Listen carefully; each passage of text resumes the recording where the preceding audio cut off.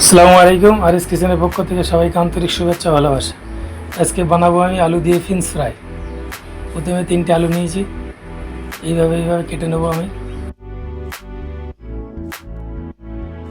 কাটা হয়ে গেছে, ভালোভাবে ধুয়ে নেবো।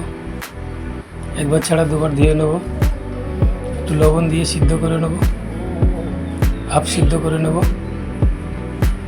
নিয়ে একটা পাত্রে রাখবো জল ঝরিয়ে। এবার একটু কর্নফ্লাওয়ার দিয়ে দেবো,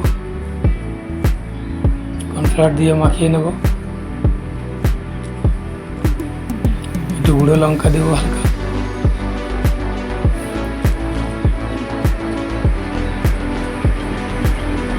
এবার তেলে এবার একটা করে ভেজে নেব।